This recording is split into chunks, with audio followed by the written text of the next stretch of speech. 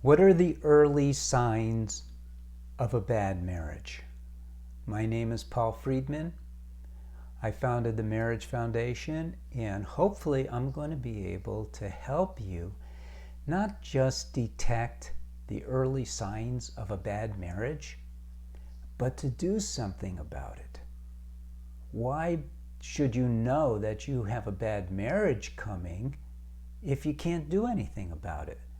A bad marriage isn't like the weather, dependent on things that we have zero control over.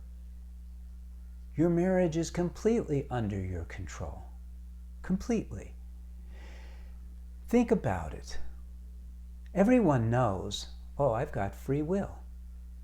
Well, you do have free will. Yeah, but I can't control my spouse. Oh, now that's true. But how many times have you tried to? What is going on in your mind right now where you're asking about early signs of a bad marriage? You're not asking, what are the early signs of my not doing my part in the marriage? What you're really asking is, what's going on with my spouse? How come my spouse is screwing up the marriage? How will I know that they're screwing up the marriage? Because it's human nature to think that we're fine. I've always been fine. My whole life I've been fine. So it's not me. And then we'll go, oh, no, maybe. And I'd like to know, the little things that I'm doing, and maybe little things that I can do to change.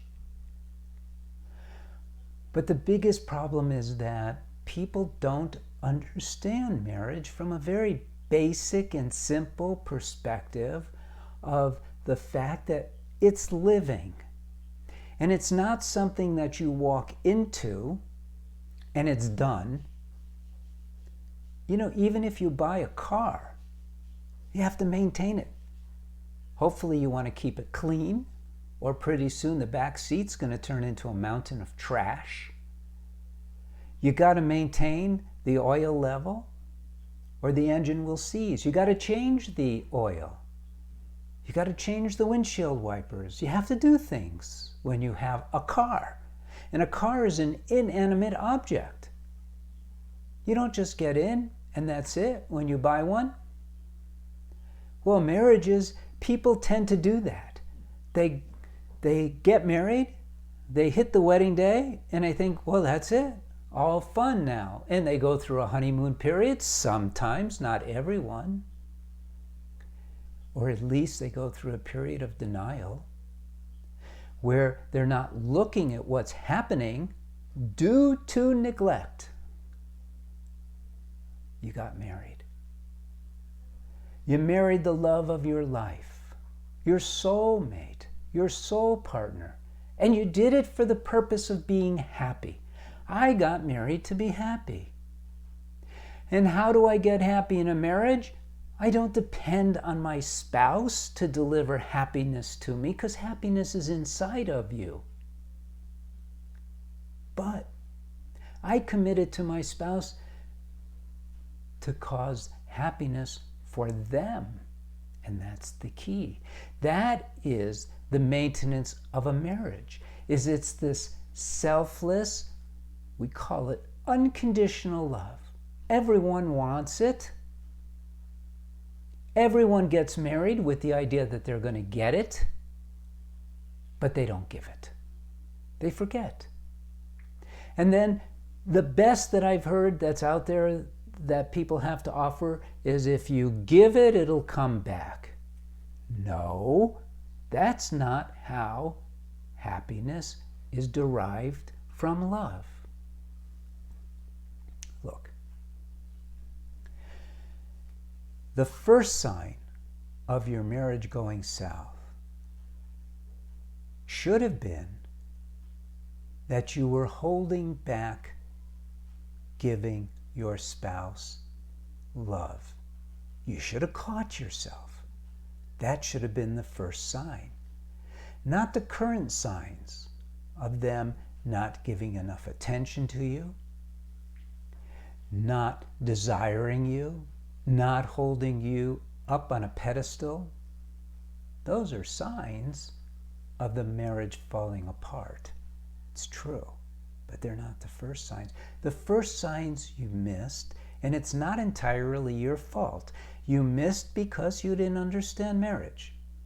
We all go to school and we learn algebra, God knows why, and we learn English and we learn French and Italian and we learn all the things we're supposed to learn. We don't learn how to balance our checkbooks. Why not? It's so practical.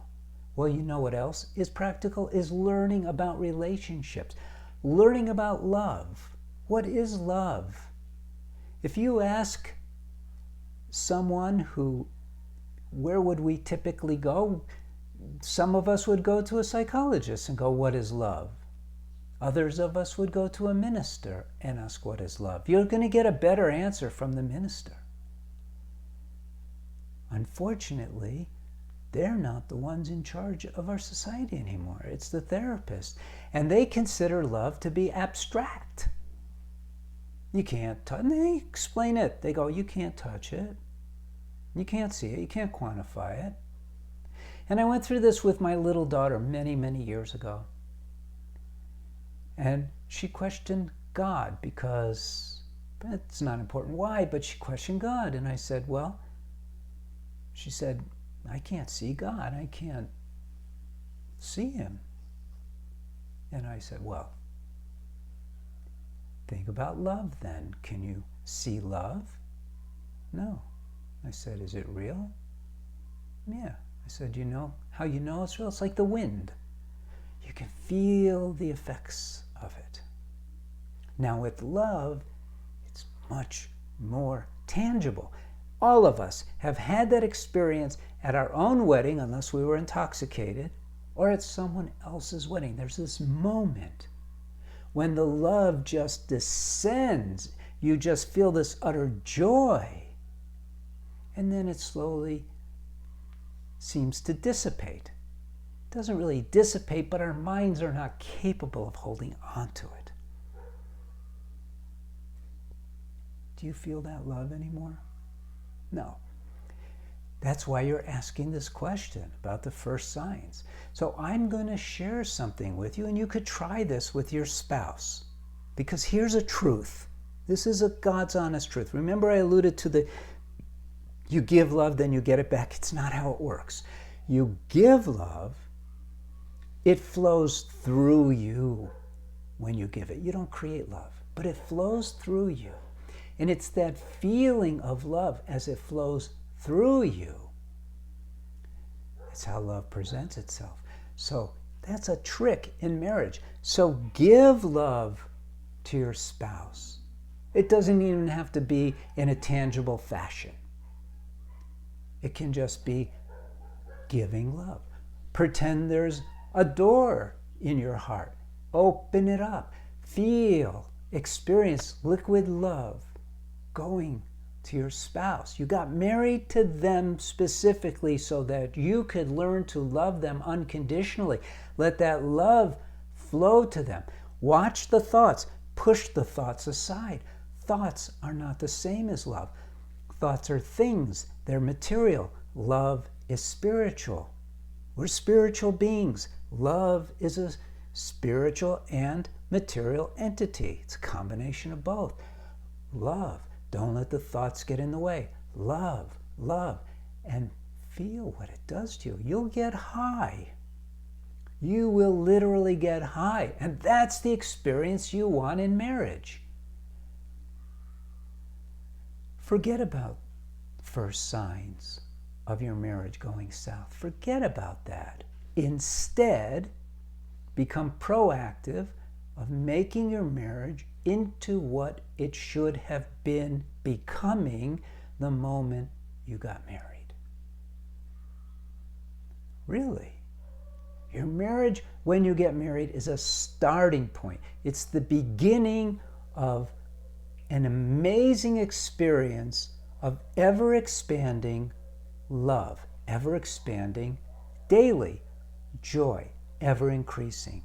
This is not fairy tale stuff. This is the real thing. I don't care how practical the world is. Your marriage is your own space, yours and your spouse's, and just the two of you live in it, and just one of you can make all the difference in changing it from a mundane material relationship into something so extraordinary that you're floating through the day. Yes. So there's first signs. They're not important other than as a heads up to you that you need to start taking control over what's going on. You don't wait until there's second and third signs. You take this wake-up call to take control over your lives, over your marriage, and infuse it with love and happiness so that you can realize the great and wonderful benefits of marriage. That's what it's all about. If you're having a particular problem, write into our counselors. It's a free service at the Marriage Foundation. And there's plenty of resources to choose from. You could subscribe to this channel.